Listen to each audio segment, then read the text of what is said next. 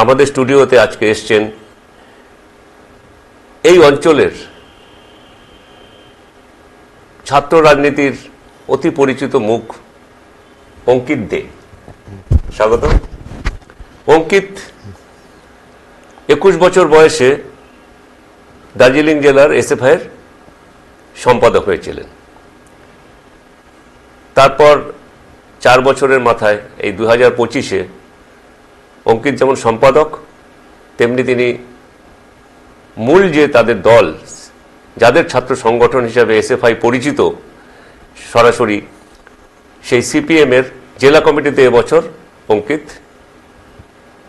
অন্তর্ভুক্ত হয়েছেন। সেদিক থেকে অঙ্কিতকে একটা কনগ্রাচুলেশন জানাতেই হয়। কনগ্রাচুলেশন।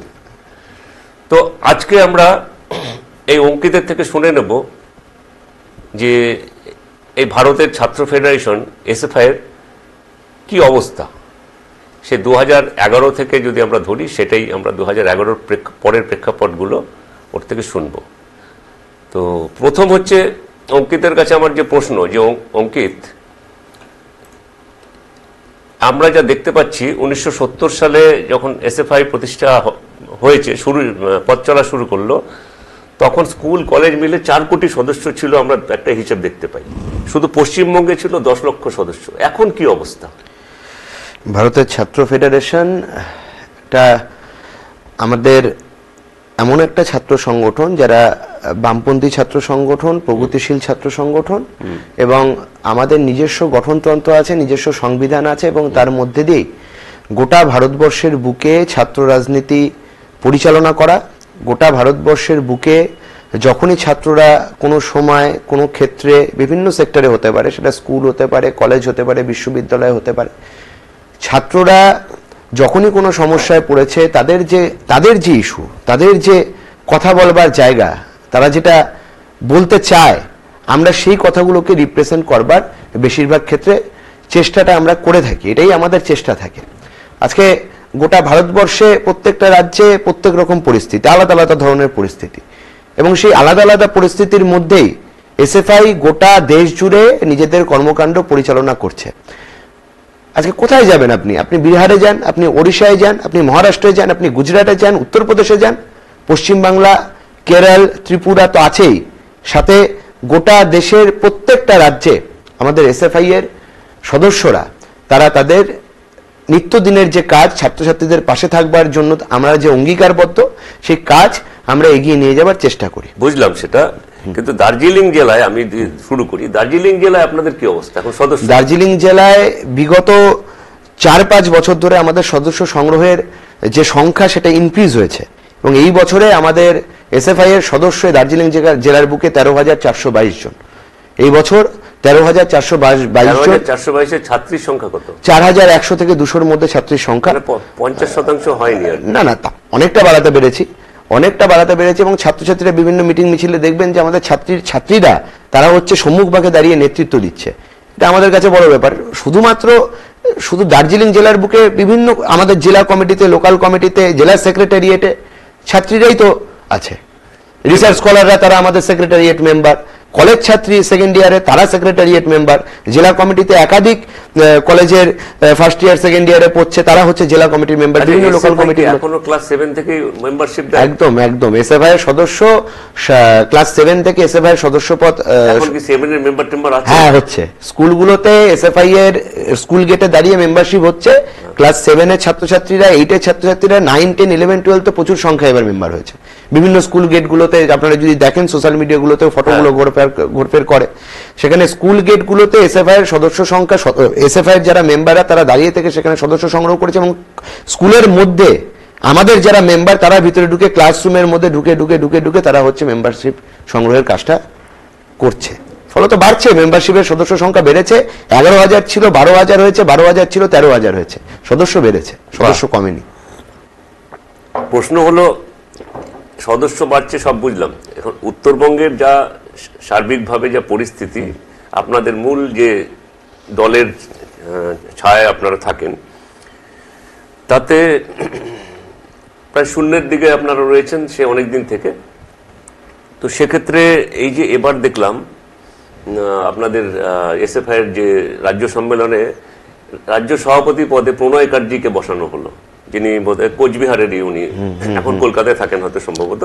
স্বাভাবিক, ওটা কোচবিহার কলকাতার মধ্যে সবটাই গোটা রাজ্যের প্রেসিডেন্ট, তো গোটা রাজ্যটাই মুভ করতে হয়। এবার বলছি যে এই যে উত্তরবঙ্গে যে এসএফআই এর যে একটা ক্ষয়িষ্ণু অবস্থাকে ঠেকানোর জন্য কি এই প্রথম উত্তরবঙ্গের কাউকে সভাপতি করা? আমরা প্রথমত আমরা পশ্চিম বাংলার বাসিন্দা। আচ্ছা, উত্তরবঙ্গ দক্ষিণবঙ্গ এই বিভেদ, এই ভাগাভাগি এটা তৃণমূল আর বিজেপি করে, সেটাই ওদের রাজনীতির মূল এজেন্ডা। আমাদের কাছে উত্তরবঙ্গ দক্ষিণবঙ্গ আমরা সেইভাবে ভেদাভেদ আমরা কোনোদিন আমাদের মানসিকতা মন মানসিকতায় কোনোদিন আমাদের যারা বামপন্থী রাজনীতি করি আমরা উত্তরবঙ্গ দক্ষিণবঙ্গের বিভেদ আমরা কোনো কালেই করিনি। এবার আমাদের যেটা কথা, একজন রাজ্যের সভাপতি নির্বাচিত হয়েছে, একজন রাজ্যের সম্পাদক নির্বাচিত হয়েছে, 27 জন সম্পাদক মন্ডলী রাজ্যের সদস্য আছে। উত্তরবঙ্গ থেকে তো আগের বারও আমিও তো 2021 সালে SFI secretary state secretariat member ছিলাম, এখন আমি এসএফআই স্টেট সেক্রেটারিয়েট মেম্বার। এরকম তো শুধু আমি বা প্রণয় শুধু না, না সেটা তো আমাদের না না ঘটনাচক্র বলাটা ভুল। সে তার নিজের কর্মদক্ষতার মধ্যে দিয়ে লিডারশিপে এসেছে, এবং লিডারশিপে আমাদের সিলেকশন হয় না। প্রথম কথা, সুজন চক্রবর্তী, সুজনদা, মোহাম্মদ সেলিম তারা কোনোদিন কোনো মঞ্চে দাঁড়িয়ে এসএফআই এর কে সেক্রেটারি হবে, কে প্রেসিডেন্ট হবে, কে রাজ্যের নেতা হবে, অ্যাসিস্ট্যান্ট সেক্রেটারি ভাইস প্রেসিডেন্ট হবে, এটা ঠিক করে দেয় না।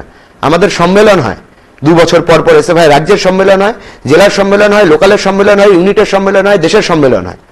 আমরা বলছি না না এইসব, আমি তো এটাই তো বলছি, আমাদের সংগঠনের সম্মেলন প্রক্রিয়ার মধ্যে দিয়ে সবটা নির্বাচিত হয়। এক্ষেত্রে দুটো কথা বলবার, সম্মেলনে প্রত্যেকটি লোকাল প্রত্যেকটি জায়গা থেকে, সেখানে বিভিন্ন স্তর থেকে তারা হচ্ছে ছাত্রছাত্রীরা নিজেদের রিপোর্টিং ওখানে প্লেস করে। কথা বলবার জায়গা তো আমাদের সব থেকে বেশি আছে। সম্মেলন প্রক্রিয়ায় সেখানে তারা কমরেডরা নিজেদের মতামত প্রকাশ করে। এবং এটা মনে রাখবেন, we are not selected, we are elected by the comrades. প্রত্যেকটা ক্ষেত্রে একদমই তাই, সেটা ইউনিট স্তর থেকে যারাই আজকে নেতৃত্বে এসেছে। একটা সময় পর্যন্ত ছাত্র রাজনীতি আমরা প্রত্যেকেই করব। আমাদের দলে তো আর 50-54 বছরের ছাত্র নেতা থাকে না, ফলে আমরা ছাত্ররা ছাত্র রাজনীতি করি। আমরা সেখানে সম্মেলন প্রক্রিয়ায় সম্মেলনের মধ্যে দিয়ে ইলেক্টেড হয়, কমিটিতে গোটা কমিটিটাই ইলেক্টেড হয়। আপনার একটা প্রসঙ্গে বলি আপনাকে, আপনি একটু আগে বললেন যে উত্তরবঙ্গ দক্ষিণবঙ্গ বিভেদ হয় না। তো যত 34 বছর কয়েক মাস যে লেফট ফ্রন্টের যে রেজিম ছিল, তাতে উত্তরবঙ্গ উন্নয়ন পর্ষদ বলে একটা পর্ষদ ছিল, দক্ষিণবঙ্গ উন্নয়ন পর্ষদ ছিল না। তাহলে এইটাকে কিভাবে ব্যাখ্যা করা যায় যে আলাদা? না না, আপনি যে নজরে দেখছেন সেই নজরটায় আমরাও সেই নজরের মানে পরিপন্থী। আমরা গোটা উত্তরবঙ্গ যেটা আমরা বলি সেটার উন্নয়নের পক্ষে দাঁড়িয়েই তো আমরা বলেছি। এর আগে যখন গোটা উত্তরবঙ্গের উন্নয়ন তো আমাদের লেফট ফ্রন্টের সময় যা হয়েছে, শিলিগুড়ি শহরে বসে ইন্টারভিউ করছি, এখানে আমরা কথা বলছি, শিলিগুড়ি শহরের গোটা শিলিগুড়ি শহরের উন্নয়ন কার সময় হয়েছে? বামপন্থীদের যারা সরকারে ছিল, আমরা যখন আমাদের যখন বড়রা সরকারে ছিল তারাই তো এই শিলিগুড়ি শহরকে সাজিয়ে তুলেছে। কি চোখের সামনে কি দেখবেন আপনি? এতগুলো 4-4টা মহানন্দা সেতু, ফ্লাইওভার, কি দেখাবো? ইন্ডোর স্টেডিয়াম, কি বলবো? কোনো কথা তো বলার এখানে মানে কিছুই তো। এই 11 সাল থেকে তৃণমূল সরকারে আছে, বিজেপি আছে, বিজেপি আছে কেন্দ্রের সরকারে, এতদিন ধরে এদের এমপি ছিল। এরা কি করেছে শিলিগুড়ি শহর বা দার্জিলিং জেলবার জন্য? শুধু মানুষে মানুষে ভাগ করেছে। কি করা উচিত ছিল এরা শুধু মানুষে মানুষে ভাগ করেছে। এরা ভোটটা নেওয়ার চেষ্টা করেছে, ভোটটা পাচ্ছে, এবং কারেক্টলি আপনি বলেছেন, ভোটটা ওনারা পাচ্ছেও। এটার প্রধান কথা হচ্ছে এরা মানুষে মানুষে, জনজাতিতে, জাতিতে জাতিতে ভেদাভেদ সৃষ্টি করছে। বিভিন্ন জাতির মধ্যে একজনের সম্বন্ধে আরেকজন, এদের মধ্যে দ্বন্দ্ব লাগিয়ে দেওয়ার, দ্বিধাদ্বন্দ্ব লাগিয়ে দেওয়ার, ভাগাভাগির একটা চেষ্টাটা করছে। আমরা সেই ভাগাভাগির বিরুদ্ধে, মানুষের পক্ষে, মানুষের যে দৈনন্দিন জীবন যন্ত্রণা, মানুষের যে গরিব ঘরের ছেলেমেয়েরা যারা পড়াশোনা করতে পারছেন, আপনি চা বাগানের অবস্থা দেখুন। চা বাগানের ছেলেমেয়েরা পড়াশোনা করবার জন্য তাদেরকে চা পাতা বোঝাই গাড়ি করে সেখানে পিছনের মধ্যে ঝুলে ঝুলে তাদেরকে একটা দূরে স্কুলে যেতে হচ্ছে। সবসময় আমরা তো আগেও দেখেছি। তাহলে কি একটা যখন সরকার যখন আসবে, আপনার জন্ম 2000-এর আশেপাশে হবে, কম বয়স আপনার, আমরা তো সেটা অনেক আগে থেকে ওই চা বাগানে ঝুলে যেতে দেখেছি, এখনো দেখি। এটা তো একটা কন্টিনিউয়াস প্রসেস। আজকে পশ্চিম বাংলার যে উন্নয়ন হয়েছে, যে ল্যান্ড রিফর্ম হয়েছে, কে করেছে? বামপন্থীরা করেছে। আজকে শিল্পের দিকে রাজ্যটাকে নিয়ে যাওয়ার যে স্বপ্ন, যে চেষ্টা, এটা বামপন্থীরা দেখিয়েছে। হ্যাঁ, আমরা আমাদের সরকার থেকে আমরা চলে গেছি, মানুষকে আমরা যেটা বোঝাতে চেয়েছিলাম সেটা হয়তো সম্পূর্ণরূপে আমরা বোঝাতে পারিনি, কিন্তু তার মানে এটা নয় যে পশ্চিমবাংলার বুকে যাবতীয় যে উন্নয়নের কর্মকাণ্ডটা শুরু হয়েছে লেফট ফ্রন্ট গভর্নমেন্টের সময় থেকে হয়েছে, কিন্তু তার মধ্যে দিয়ে আমরা চেষ্টা করছি মানুষের যে দৈনন্দিন সমস্যা, সে ছাত্রদের পড়বার অধিকার হতে পারে, এই যে যুবকরা এত পড়াশোনায় শিক্ষিত হয়ে রাস্তার মধ্যে কলকাতায় বসে আছে, তাদের যে জীবনের যন্ত্রণা, সেই যন্ত্রণা তো মমতা বন্দ্যোপাধ্যায় বুঝবে না। উনি তো মেলা খেলা নিয়ে ব্যস্ত আছে, উনি মঞ্চে কে গান করছে তার সাথে গান করছেন। গান করাটাকে আমি খাটোভাবে বলছি না, গান করতে পারেন, ভালো কথা, করুন গান। ওটা মঞ্চে নাচ হচ্ছে, ওখানে উনি নাচছেন, সেটাও নাচুন, কোনো অসুবিধা নেই, নাচতেই পারেন, একদমই। আমি তো বললামই নাচতেই পারেন উনি। কিন্তু একটা মুখ্যমন্ত্রীর প্রাইমারি কাজ কি? পশ্চিমবাংলার যে ছেলেমেয়েরা আছে, বেকার ছেলেমেয়েরা, শিক্ষিত ছেলেমেয়েরা আছে, তাদের কর্মসংস্থান। উনি তো বলছেন আমি সবাইকে চাকরি দিতে চাইছি, কিন্তু হ্যাঁ, উনি যদি চাকরি দিতে চাইতেন। এই যে প্রসঙ্গে বলি 26,000 যে চাকরি, যেটা নিয়ে বলা হচ্ছে দুর্নীতি মামলা, কি হবে আমরা এখনো জানি না। তো আপনাদের তো সেটা নিয়ে নানা মতবিরোধ দেখা দিচ্ছে। যে আমি একজন এসএফআই এর নেতৃত্বস্থানীয় জায়গায় আছি, জেলা রাজ্য বলতে পারে। আমরা রাজ্য কমিটি থেকে যেই জায়গায় আমরা কথা বলেছি, আমাদের যেটা আন্ডারস্ট্যান্ডিং, আমাদের যেটা বোঝাপড়া, সেটা খুব পরিষ্কার। যোগ্য অযোগ্য আলাদা করতে হবে। সেই যোগ্য অযোগ্য আলাদা করবার কাজ হচ্ছে রাজ্য সরকারের।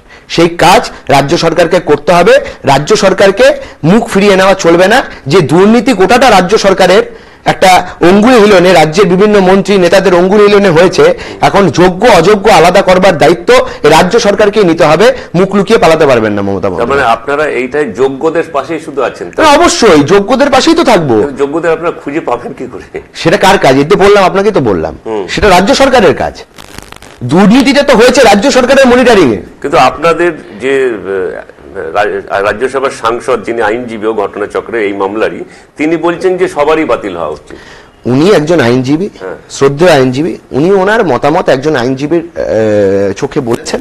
আমরা এসএফআই এর একজন সদস্য, এসএফআই এর একজন কর্মী হিসেবে আমাদের যেটা স্ট্যান্ড পয়েন্ট আপনাকে বললাম, যোগ্য অযোগ্য আলাদা করতে হবে এবং সেই যোগ্য অযোগ্য আলাদা করবার দায়িত্ব রাজ্য সরকারকে নিতে হবে। আপনাদের পরিকল্পনা কি? ধরুন মানে দুটো আমরা হাইপোথেটিক্যালি যদি ধরি, ধরুন যোগ্য অযোগ্য আলাদা হলো, তাহলে তো আপনারা যোগ্যদের পাশে। একদমই, আমি তো ওপেনলি বলছি। অযোগ্য আলাদা হলো না, সবার বাতিল হলো, তখন আপনাদের কি ভূমিকা? আমরা সংগঠনগতভাবে আলোচনা করব এবং আলোচনার মধ্যে দিয়ে আমাদের সিদ্ধান্ত হয়। মমতা বন্দ্যোপাধ্যায় স্টেজ থেকে দাঁড়িয়ে ভাইস প্রেসিডেন্ট, অ্যাসিস্ট্যান্ট সেক্রেটারি, এটা দলকে করতে হবে, ছাত্রদের যুবদের এটা করতে হবে, এটা মমতা বন্দ্যোপাধ্যায়ের কালচার হতে পারে। আমাদের সংগঠনে না, ওনাদের দলের কোনো নিয়ম নীতি নেই। ওনার দলের একজনই নীতি, উনি যেটা বলেন। আমাদের দলের সমস্ত নীতি নিয়ে আমরা আলোচনার মধ্যে দিয়ে, কালেকটিভ একটা আলোচনার মধ্যে দিয়ে আমরা সিদ্ধান্ত করি, বিভিন্ন জায়গায় বসে আলোচনা। একদমই তাই, অবশ্যই আমরা সংগঠনগতভাবে আলোচনা করব, যেটা বেটার মনে হবে, আমাদের যেটা সিদ্ধান্ত আমরা নেব সেটাই আমরা আছি। আমরা যোগ্য অযোগ্য আলাদা করবার দায়িত্ব রাজ্য সরকারকে নিতে হবে, এই কথা আমরা খুব পরিষ্কারভাবে বলছেন। কিন্তু আপনারা সেটা নিয়ে কখনো কোনো কিছু একদম আমরা ওপেনলি বলেছি, চিঠি দেওয়া বা কিছু ওপেনলি আমরা বলেছি। মুখ্যমন্ত্রীকে কিসের জন্য এত চিঠি চাপাটি করতে যাব? ওনার নির্দেশে, উনি কোনো প্রসেস মানেন নাকি? মুখ্যমন্ত্রী রাজ্যের যত দুর্নীতি হয়েছে ওনার ভাইপো এবং উনি সবটা জানেন। সেটা তো আপনি বলছেন। ফলত যোগ্য অযোগ্য আলাদা করবার কাজ সরকারকে করতে হবে। আদালতে তো কিছু প্রমাণ হয়নি, এগুলো তো অভিযোগ। আদালতে কি প্রমাণ? আচ্ছা, অভিষেক বন্দ্যোপাধ্যায় কে সিবিআই বারবার করে ডাকছে, অনুব্রত মণ্ডল জেল খেটে এতদিন ধরে জেল খাটলো, তাহলে জেল খাটাটা কি ফালতু কাজ? আচ্ছা, পার্থ চট্টোপাধ্যায় জেল খাটছে, এটা কি মিথ্যে? না, জেল খাটা মানে সিপিএম এর প্রচুর নেতা জেল খেটেছে। সেটা কিসের জন্য? আন্দোলন করতে। একদমই তাই, আপনি আপনার উত্তরটা দিচ্ছেন। সিপিএম এর কোন নেতা চুরির দায়ে, চুরির অভিযোগে অভিযুক্ত হয়ে কিন্তু সিপিএম এর কোন নেতা জেল খাটেনি। যতক্ষণ না কেউ দোষী প্রমাণিত হচ্ছে, তাকে তো আপনি। এটাই বলছি, অভিযোগটা যেটা উঠছে, সেই অভিযোগটা কিসের অভিযোগ? চুরির, কোথাও কয়লা চুরি, কোথাও গরু চুরি, কোথাও চাকরি চুরি, কোথাও হচ্ছে খাদ্যদ্রব্য চুরি, সব রকম চুরির অভিযোগে কারা অভিযুক্ত? তৃণমূল অভিযুক্ত। আর সিপিএম এর নেতাদের আপনি জেলের কথা বলেন, হ্যাঁ, আমাদের প্রত্যেকের নামে মিথ্যা মামলা আছে। কি মিথ্যা মামলা? সরকারের বিরুদ্ধে মানুষের দাবিকে নিয়ে লড়াইটা করতে গেছি, সেই মিথ্যা মামলা আমাদের নামে আছে। আমাদের নামে কি মিথ্যা মামলা আছে?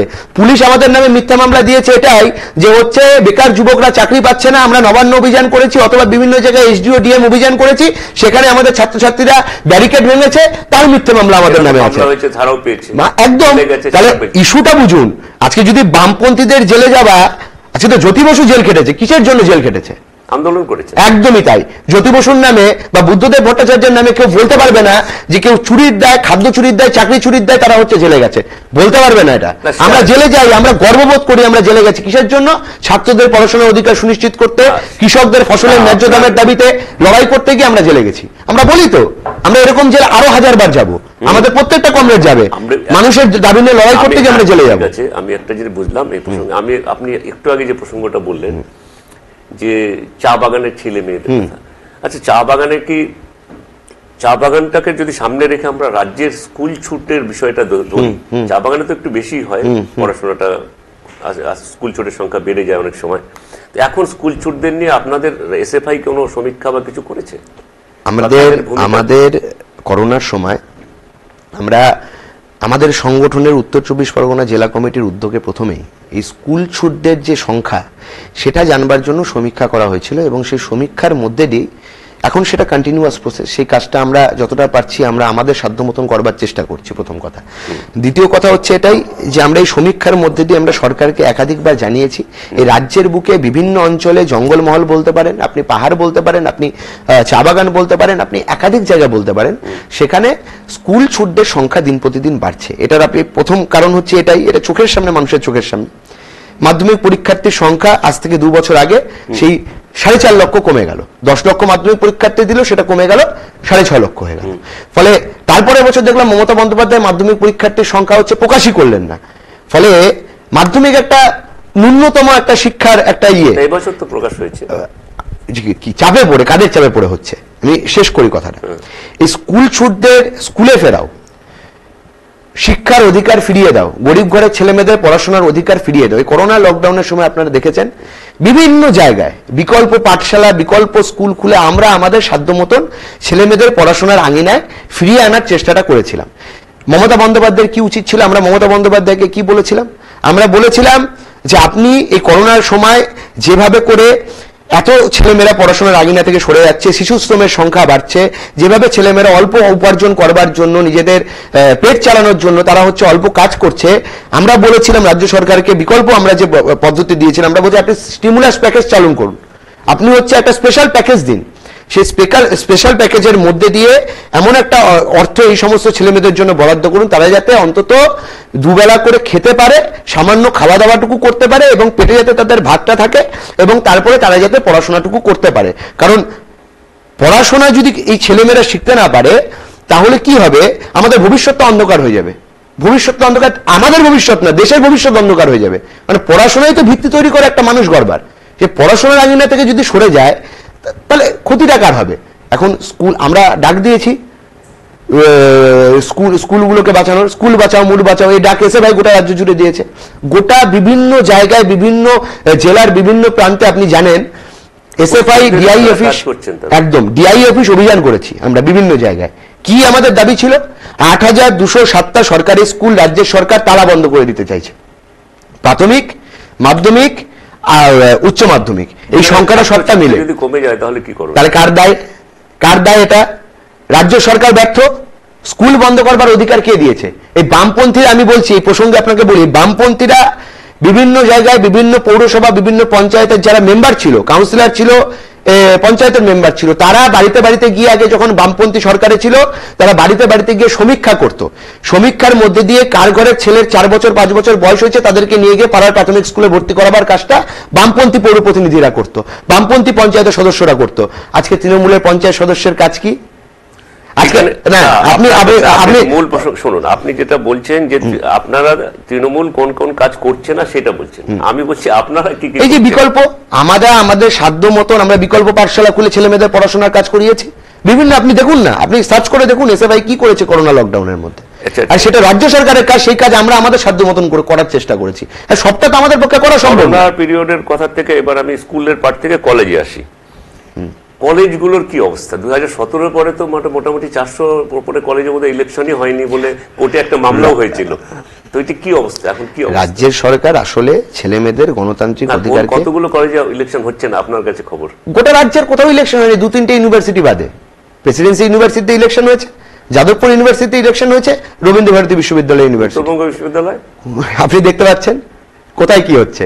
উত্তরবঙ্গ বিশ্ববিদ্যালয়টাকে শাসক দলের নেতা নেত্রীরা তাদের ওখানে পয়সা কামায়ের একটা জায়গায় সোর্সে পরিণত করার চেষ্টা করেছে। দেখুন, দুর্নীতির প্রসঙ্গে বললে উত্তরবঙ্গ বিশ্ববিদ্যালয়ের দুর্নীতি তো যে অভিযোগ সেটা এখনকার নয়, সেটা ধরুন 15-20 বছর পুরনো। এই প্রসঙ্গটা থাকুক। না প্রসঙ্গ না, আপনি যখন প্রসঙ্গ তুলেন এটা আপনাকে বলছি যে বামপন্থীরা সরকারে থাকার সময় যদি কোনো দুর্নীতি হয়ে থাকে, আজকে বামপন্থীরা 14 বছর হয়ে গেছে রাজ্যের কিছুতে নেই, আপনাদের কথা মতো বিধানসভায় শূন্য, লোকসভাতেও শূন্য, একদম চোখের সামনে পরিষ্কার। তাহলে কেন এই 15 বছর ধরে যারা দুর্নীতি যারা করেছে 15 বছর আগে তাদের বিরুদ্ধে একটা ব্যবস্থা গ্রহণ করে তাদেরকে জেলে ঢুকাতে পারলো না কেন মমতা বন্দ্যোপাধ্যায়? আমরা বুক চাপড়ে বলছি আমাদের কোনো সমস্যা নেই, দুর্নীতি হয়েছে, দুর্নীতি প্রকাশ করুন। আমার প্রশ্নটা ছিল যে এই ছাত্র সংসদ যে ইলেকশন হচ্ছে না তার জন্য কি সত্যি কোনো সমস্যা হচ্ছে? কোনো ছাত্র সংসদ নির্বাচনের মধ্যে দিয়ে কিন্তু আগামী দিনে ছাত্র রাজনীতি থেকে সেটা মূল রাজনীতি এটা একটা তৈরি হয়। ছাত্ররা একটা কলেজের একটা ক্লাস হচ্ছে না, সেটা কি আমি অ্যাজ এ জেলা সেক্রেটারি আমার পক্ষে এখানে বসে বলে দেওয়া সম্ভব কোন কলেজের কোন ক্লাসে ক্লাস হচ্ছে না? সম্ভব না। ইউনিট থেকে জানতে হবে, শুধু এসএফআই এর না, সব ছাত্র সংগঠনের এটা হচ্ছে কাজ। ছাত্রদের হিতে যদি তারা কাজ করে থাকে, তাদের মূল কাজটা হচ্ছে একটা ড্রিঙ্কিং ওয়াটারের সমস্যা যদি হয়, একটা ল্যাট্রিনে যদি কারোর একটা সমস্যা হয়, টয়লেটে যদি কারোর একটা সমস্যা হয়, যদি লাইব্রেরিতে বই না থাকে, যদি ক্লাসে ঠিকঠাকভাবে টিচাররা না পড়ায়, সেটা নিয়ে কাজ করবার দায়িত্ব হচ্ছে বিভিন্ন ছাত্র সংগঠনে, এই ছাত্র সংসদের যারা ইলেক্টেড বাই দ্য স্টুডেন্টস কলেজের ডেমোক্রেটিক্যালি। এটা একটা প্রসেস। এইটার সঙ্গে কি কোনো এই যে যাদবপুরে একটা র্যাগিং নিয়ে হইচই হলো, সংসদ না থাকা কি র্যাগিং বেড়ে যাওয়া বা র্যাগিং এর? অবশ্যই এই র্যাগিং, অ্যান্টি র্যাগিং সেলের পক্ষে তো আমরা কথা বলে আসছি, ওটা একদমই তাই। কিন্তু সেটার বাস্তবায়ন কি হচ্ছে? তাহলে এই রাজ্যের বুকে আপনি দেশের থেকেও আপনি বলতে পারেন রোহিত ভেমুলার মতন ছাত্র, তার প্রাণ চলে গেল। আজকে যাদবপুর বিশ্ববিদ্যালয়ের মতন একটা ফুটফুটে ছেলে, বাচ্চা ছেলে, তার প্রাণ চলে গেল। তদন্ত মামলা সব চলবে, কিন্তু আপনি যদি অন্তর দিয়ে ভাবেন যে একটা ছেলের তো প্রাণ চলে গেল, একটা বাপ মায়ের তো সন্তান হারা হয়ে গেল, তাহলে এইটা কেন হচ্ছে? কোথায় গোড়ায় গলদ আছে? রাজ্য সরকার কেন তদন্ত করছে না? কেন দোষীদেরকে বিরুদ্ধে ব্যবস্থা গ্রহণ করছে না? এটা তো ফল্ট রাজ্যের সরকারের, রাজ্যের পুলিশ প্রশাসনের। কেন করছেন না? আমরা তো বেদনা হত হয়েছি এই ধরনের ঘটনাগুলো যখন শুনি। সংসদ নির্বাচন যেমন হচ্ছে না, যেমন এটা বললেন, এটা নিয়ে তো একটা মামলা বোধহয় বিচারাধীন আছে আমি যতদূর জানি। আর আপনাদের দিক থেকে আপনারা এটা নিয়ে কিছু? আমরা রাস্তার লড়াইতে আছি, আমরা যেরকম আইনি লড়াইতে আছি, আমরা রাস্তার লড়াইতে আছি। ছাত্র সংসদ নির্বাচনের দাবিতে এসএফআই গোটা রাজ্য জুড়ে মিছিল করছে। আমাদের এখন 1 পয়েন্ট এজেন্ডা এটা করানো, একদম কলেজ বিশ্ববিদ্যালয় ছাত্র সংসদ নির্বাচন করতে হবে। আপনি জানেন লাস্ট ইলেকশনও এই দার্জিলিং জেলার যখন কথা উঠছে, আমরা এখানে 2টো কলেজের নির্বাচনে জয়লাভ হয়েছি, যেখানে আমরা লড়াই, এত তৃণমূলের সন্ত্রাস, বোমাবাজি, সন্ত্রাস, লাঠি। লাস্ট ইলেকশন বলতে কবেকার? 2017 সালের কথা বলছি। ওই 17 যে লাস্ট ইলেকশন, ওটাই লাস্ট ইলেকশন। তখন আমাদের বয়স অনেকটাই কম। আমরা রাজ্য থেকে একটু কেন্দ্রে চলে যাই। জাতীয় যে শিক্ষা নীতি, নতুন যে নিউ এডুকেশন পলিসি, সেই পলিসি নিয়ে তো মানে আপনাদের মধ্যে নিশ্চয়ই আলোচনা হয়।